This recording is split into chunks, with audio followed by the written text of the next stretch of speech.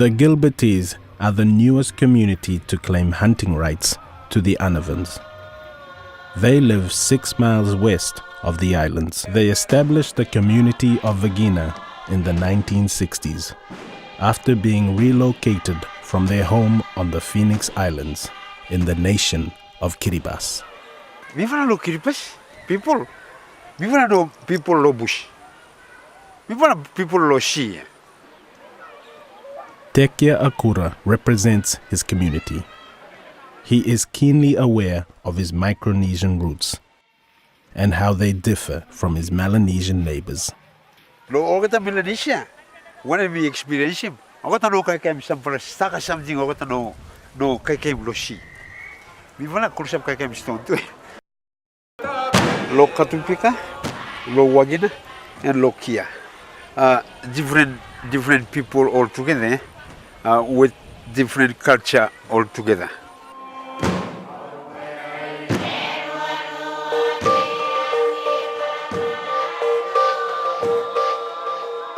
Three communities, each claiming rights to the Anavan Islands, and each competing with the others for limited resources.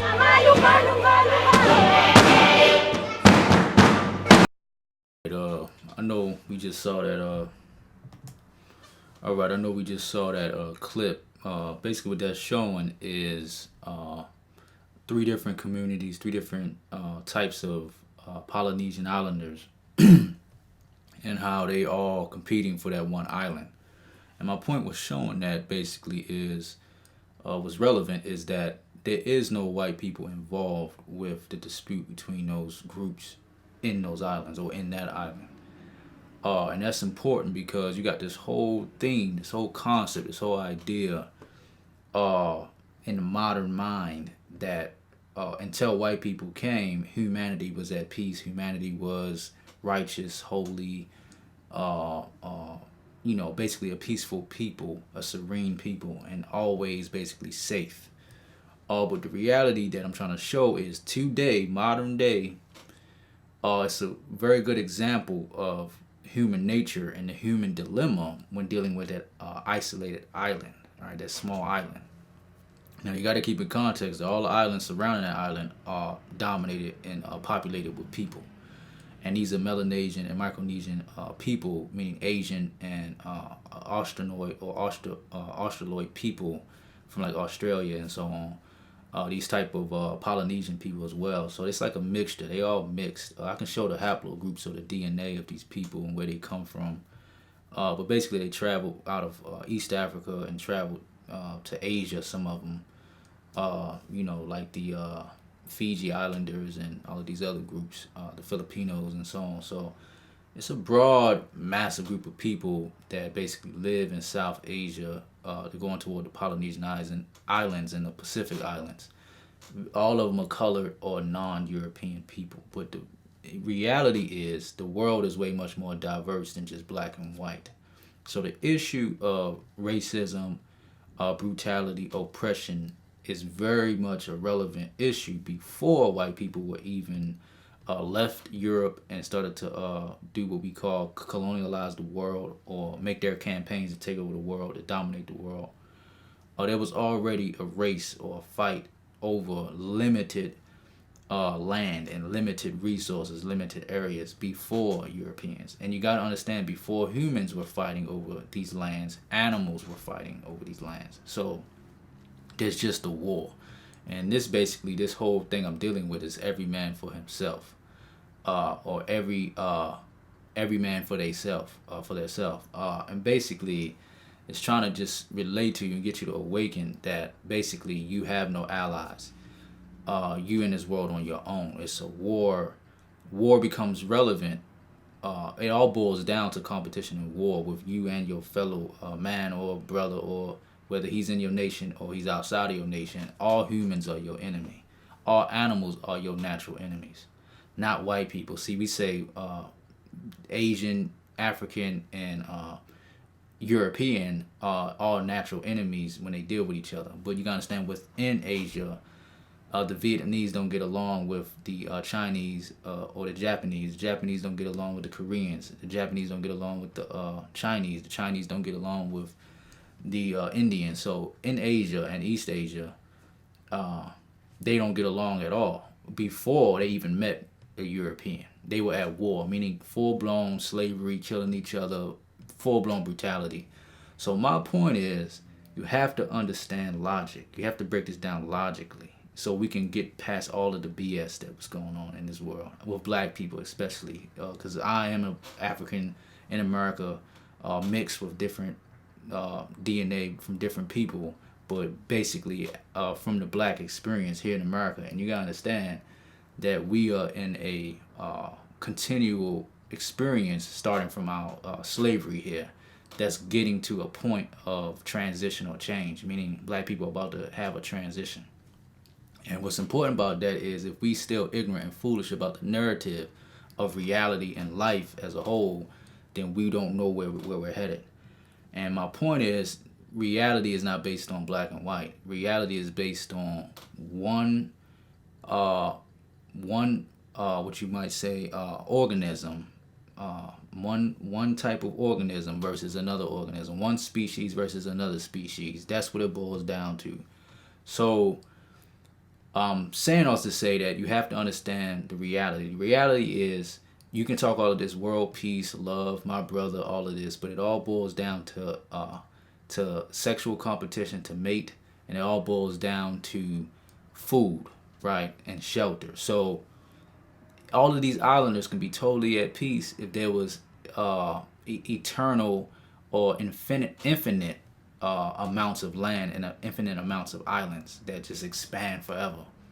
They could all just keep populating, keep reproducing, keep populating. So what I'm trying to help you understand is that basically, right in the flaw of what black people call oppression is what they perpetuate, and what we perpetuated before we were enslaved or before we came across white people. And that perpetuation of oppression and war is fundamentally with procreation. So it's with childbearing, it's with sexuality.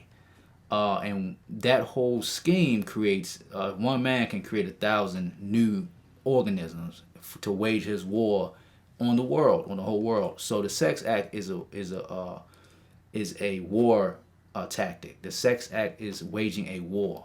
You see, so this is philosophy. This is higher level of intelligence. You have to study the masters of Western philosophy, all the way from ancient Africa and Egypt, which is Egyptian pessimism and Egyptian Sebite wisdom or Seb wisdom texts. Read all of those, all the way to modern day, the Age of Enlightenment out of Europe, with Arthur Schopenhauer, Immanuel Kant,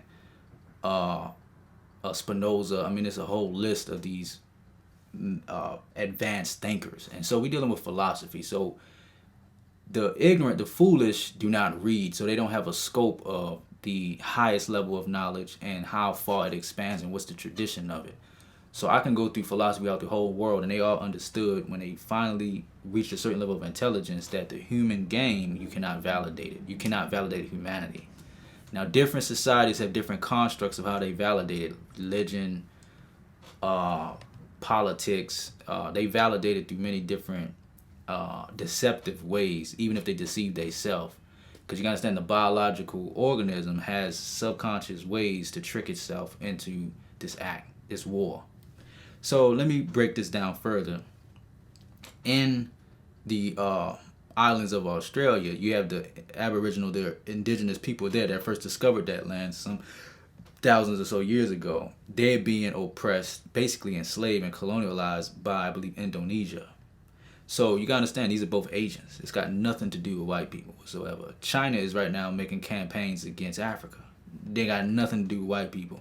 So we're not dealing with a race problem. We're dealing with a human population, overpopulation, and how do you say, procreation problem. That's what we have. We don't have a racist problem. We have a procreation problem, and it's reaching ahead. The population of the world at one point was, you could deal with it, but at this point, it's about to hit like 9 billion or so.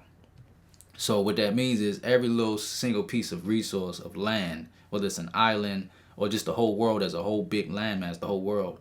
Right now, people got to decide who's going to own it and who's not going to own it. Is it going to be this stock of genetics, phenotypes, and this type of appearance, or is it going to be that? That's what politics is reaching ahead. That's why you have Obama being an African, not black American, but African Kenyan, representing the African Islamic world, and then you have Trump representing the traditional European, Western European face. So you have to understand this world image of what's going to rule the world is up to grabs, and warfare is going to be the decision maker.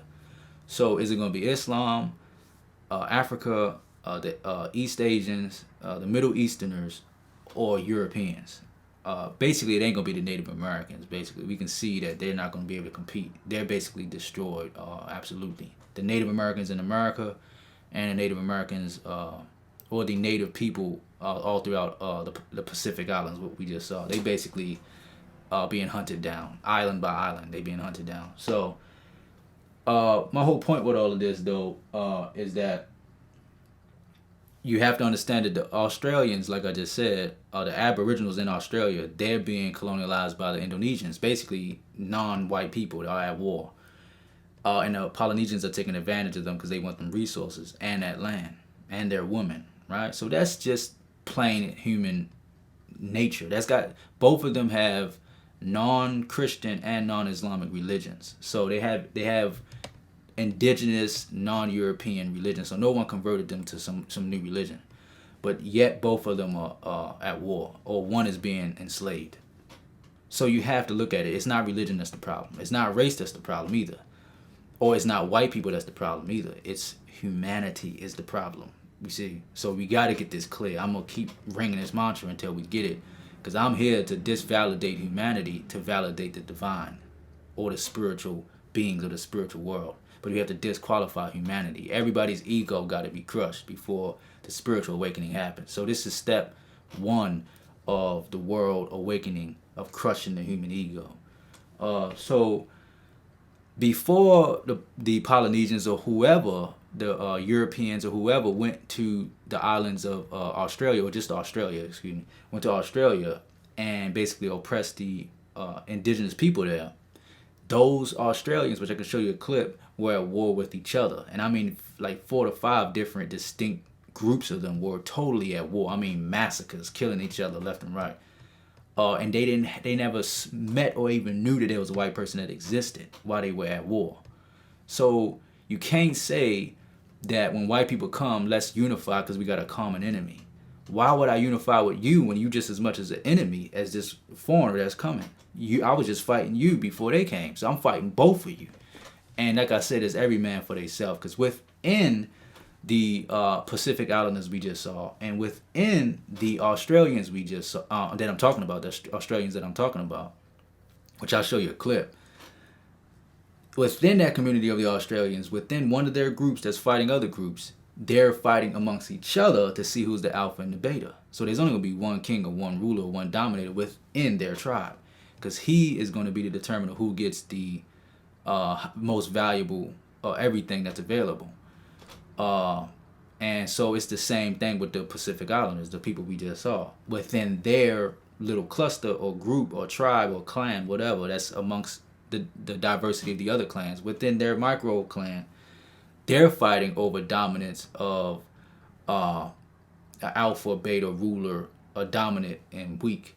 And what can we learn from history of how this behavior turns out? Well, most humans end up being oppressed and killed and murdered.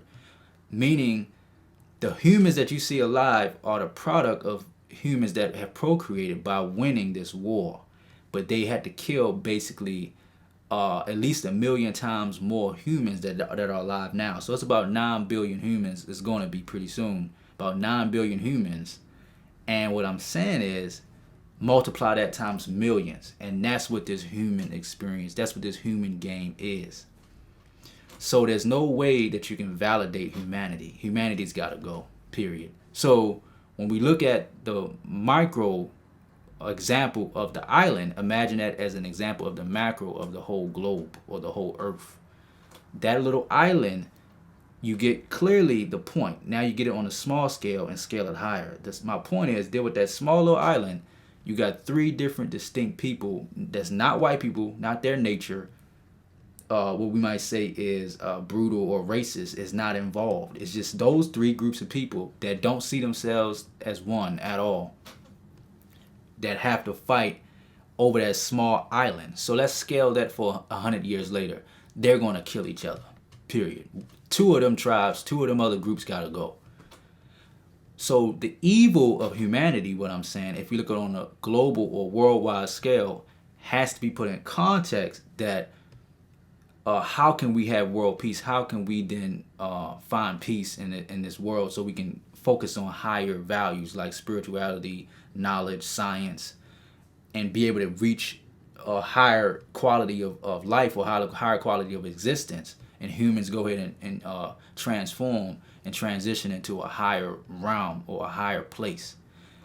For those people on the island, for them to do that, to be at peace and finally get into more valuable things, they have to stop procreating right now, you see.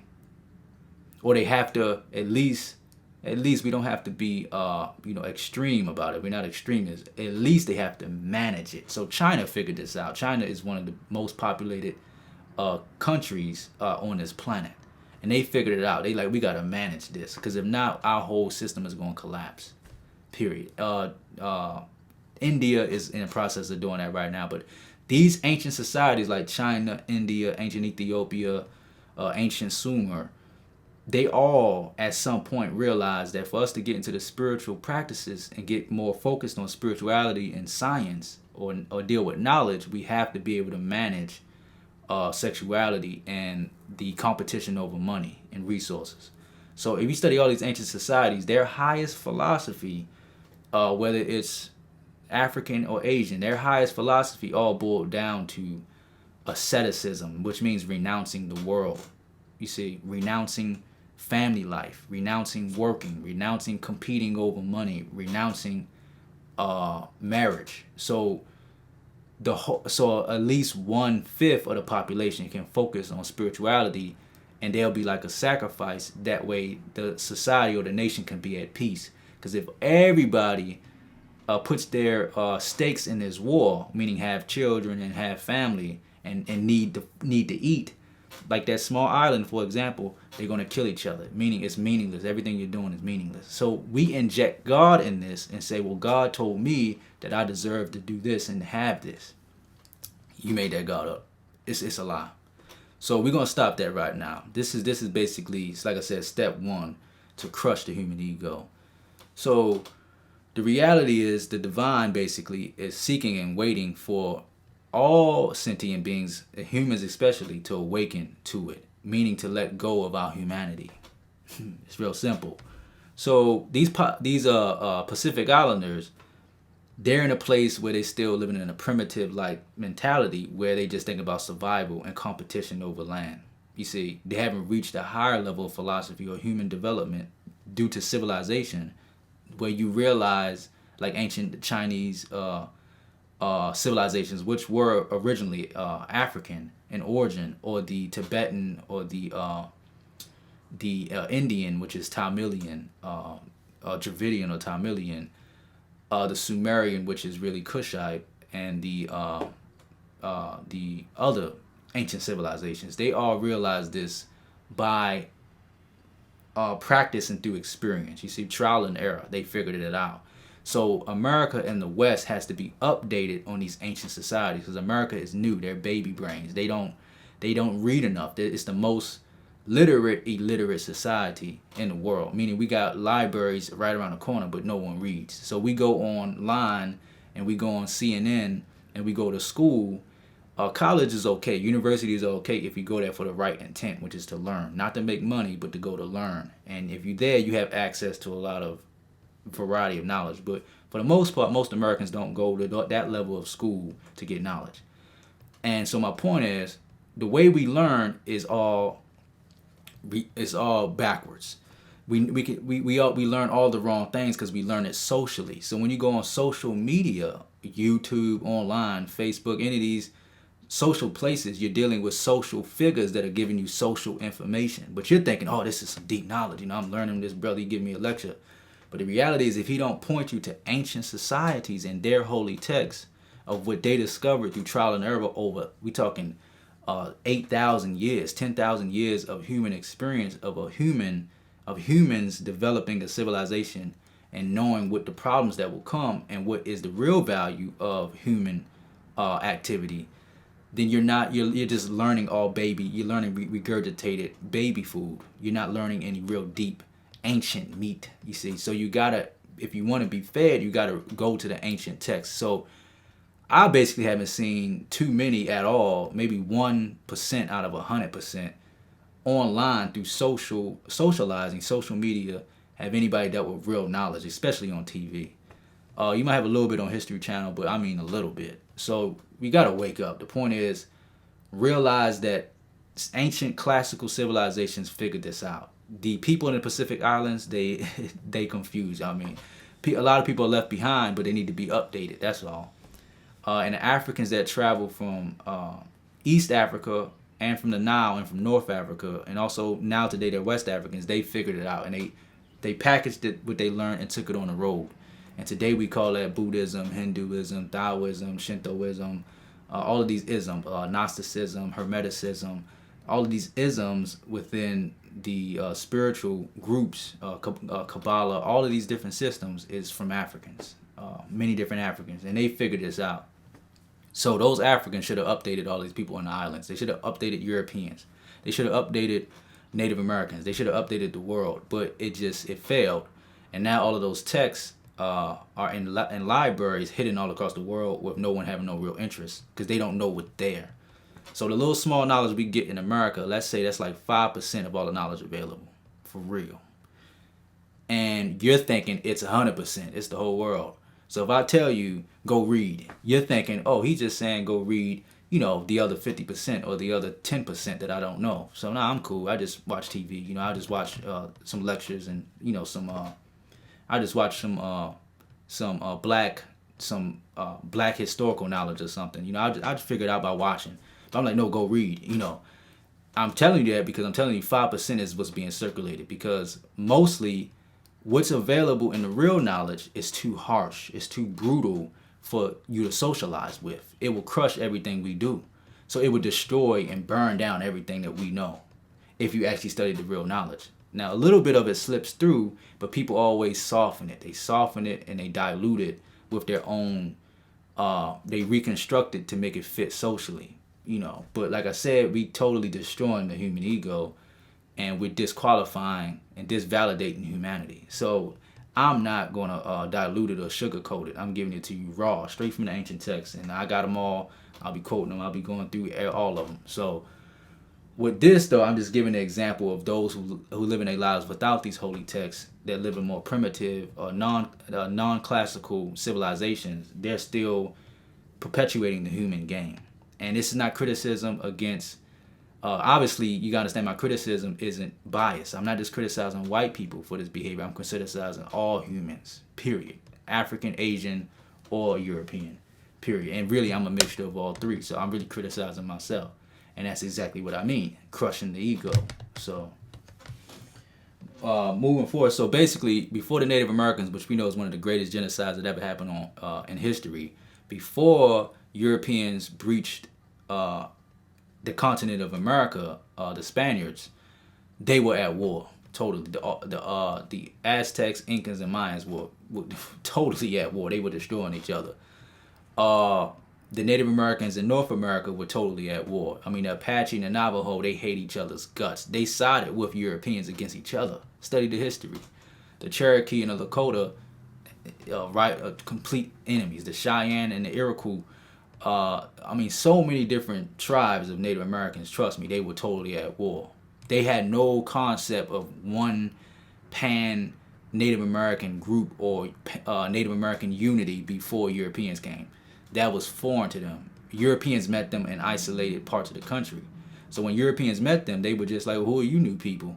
Are y'all enemies or allies, basically? Because we at war with everybody on this continent, already, for this land that's already here. We already at war. So Europeans just joined in a war, and basically they won. That's all that happened. See? So it's totally wicked and evil, right? But you gotta understand Native Americans were doing this before. So that's why you don't really hear them be strong. They're so broken because they're like, damn, we really lost. Like, we lost. Like, our whole genetic pool of people that were fighting before Europeans came could have unified and just kicked the foreigner out and then go back to our fight. But we just lost. We were crushed. And we have no excuse because we know that it's just a fight out here. There's no God to protect us. There's nothing. It's just war. That's it. And you have when there's a huge success of one people dominating another, usually that kingdom will last for at least about 400 years. So look at ancient Babylon. Look at these different dynasties in Egypt. These different dynasties amongst the Kushites. Look at India. Look at China. Look at all these ancient classical societies. They usually last for about about 300 to 400 years, sometimes 200 years, where you'll have a monarchy and a bloodline rule and dominate another group of people, and it's called an empire, right? Where one kingdom conquers the whole world. It's an empire. And those empires never really last no more than 400 years. So the people, when they inside of the empire, they don't know that they're participating in evil. They're like, yeah, we the best of the world. Look how luxurious and privileged we're living. We living a good life, man. I mean, I'm loving it. We get as many women as we want, much of drink as we want, entertainment, all that we want, because we're the dominant class. We're the dominant genes, the dominant group. So black people in America are mixed. 1 minute.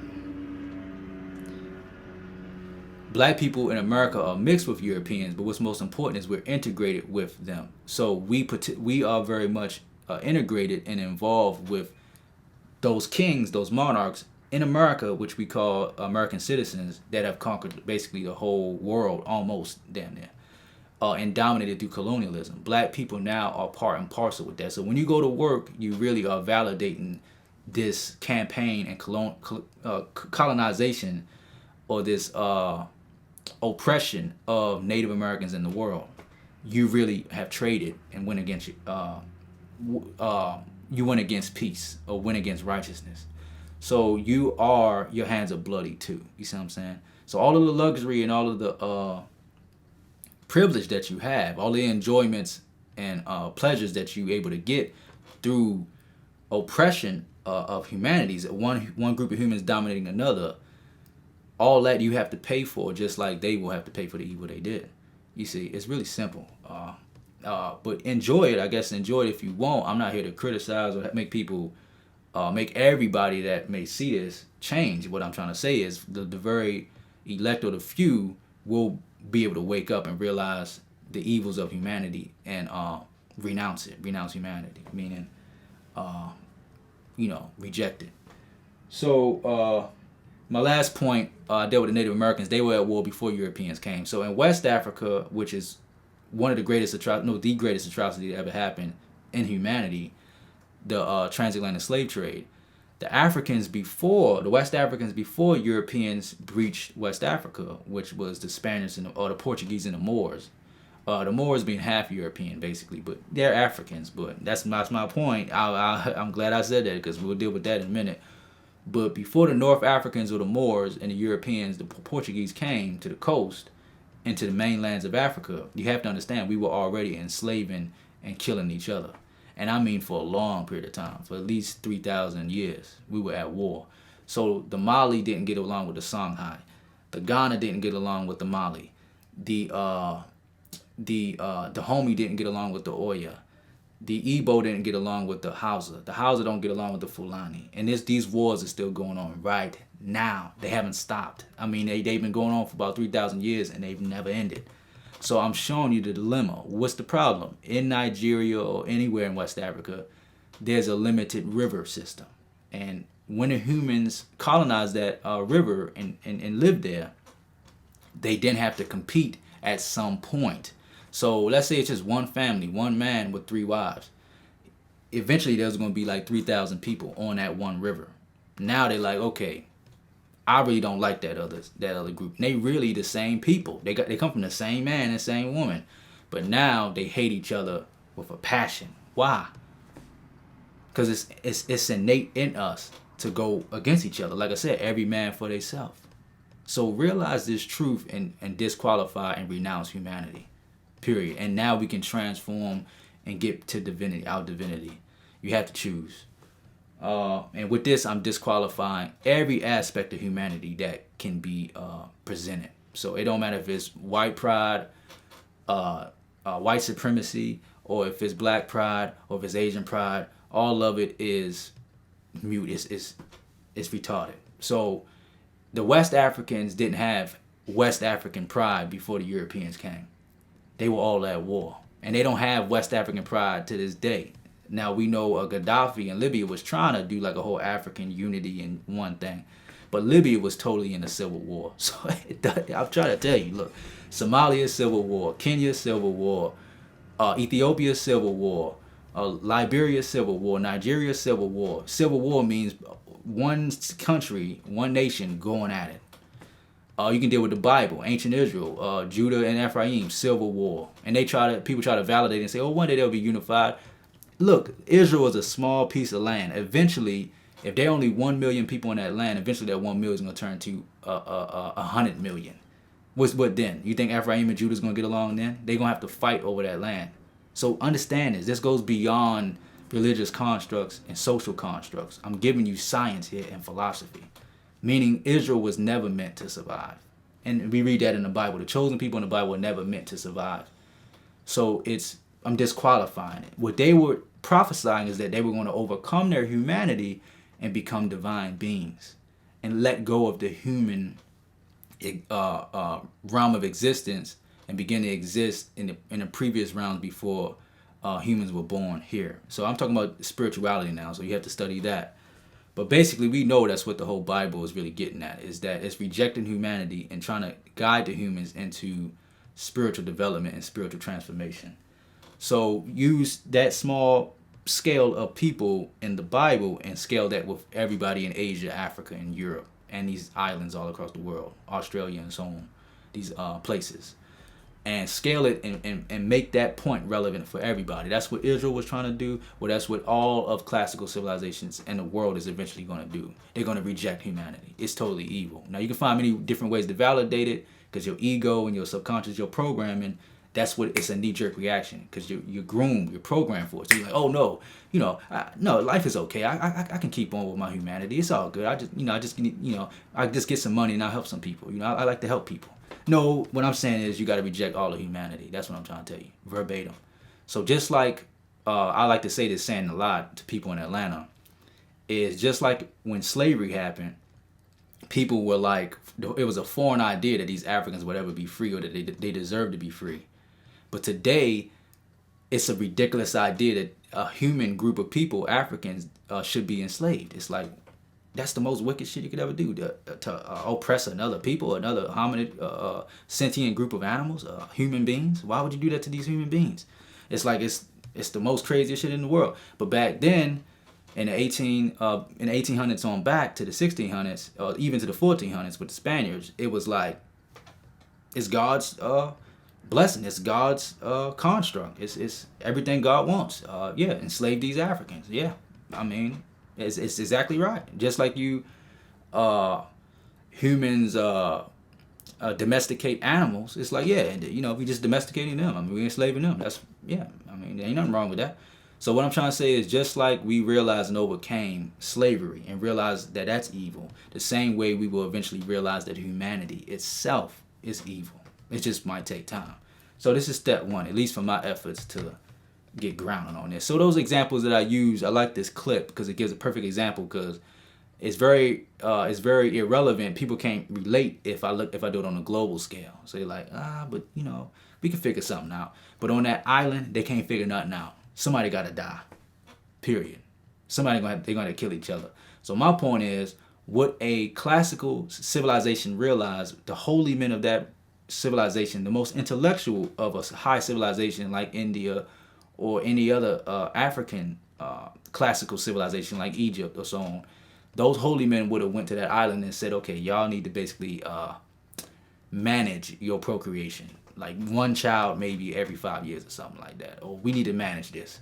So your whole life won't be focused on surviving and kill each other for the next 100 years. Y'all can get in more advanced practices and activities, and that means you can start cultivating your spiritual understanding so you can get free from this world as a whole. Now, animals, they don't have a chance. They're just trapped. But humans, we do have a chance. So that's what that little group or island needs to understand. And that island is an example, a microcosm of America or the world. We need to get some understanding, right, of what's going on here. So we got Mexicans basically migrating in massive numbers to America. That's an issue for Americans. And you have Middle Easterners and Islamic groups like Syrians coming into America. And then you have the massive group of African Americans that came through slavery. And then you have the biggest group of which is Europeans in America. So those are three major groups again. About 4 to 5 groups, but I'm saying 3 major ones before the Mexicans came. Well, I mean the Mexicans was always here, but I mean 3 major populations of people. And really it's like 5 or 6 because you got the Native Americans that were here before all of us. So, so the point is, it's going to reach ahead. And that black people are misinterpreting it. They're saying that it's racism. No, it's not. It's human dilemma. It's a human dilemma. Quit saying it's racism. It's just human shit. So white people use a construct to compete. And that construct that they used was that we're white and we're better than you dark-skinned people. That was a construct, but it's a lie. It's just a construct. It falls apart when you deal with science or history. So beyond the construct of racism, it just boils down to human competition over power and dominance. That's it. So that's what we got to reject. So no more talk of independent selfishness, like, oh, I'm gonna succeed. You know, my family, we're gonna succeed. You know what your success means? That's the same thing that the white colonializers and imperialists was saying when they came to America. Oh, I'm going to succeed. That's what I'm going to do. You see what I'm saying? They had pride and all of this, like black people and Americans in general have, right? Independent, selfish endeavors and ambitions. So they conquered Virginia, they conquered Rhode Island, they conquered New York, they conquered Pennsylvania, they conquered Maryland, and they were like, yeah, we're going to succeed. We're going to succeed. We're going to succeed. And they totally rampaged and bulldozed the whole continent, rocked the whole continent. Just that one little petty little ego, their little mind. When they could have just said, I want the world to be at peace, and I'd rather just deal with spirituality or science or religion. So I'm just going to keep to myself. Maybe me and my wife would decide to have one child. You know, not even that. You know why? Because I don't want to impose on anybody. But you know what they said? Let's conquer. So that's basically what happened on this small little island. Those people every day are like, well, we ain't going to stop. And the other group is like, well, we not going to stop either. And the other group is like, well, we ain't going to stop. So they going to kill each other. See? Because they're stubborn. It's the ego. It's the animal mind. So overcome it with, like I said, ancient understanding, ancient knowledge that was discovered, which basically concludes disqualifying and rejecting humanity. Totally rejecting humanity. Rejecting your own humanity.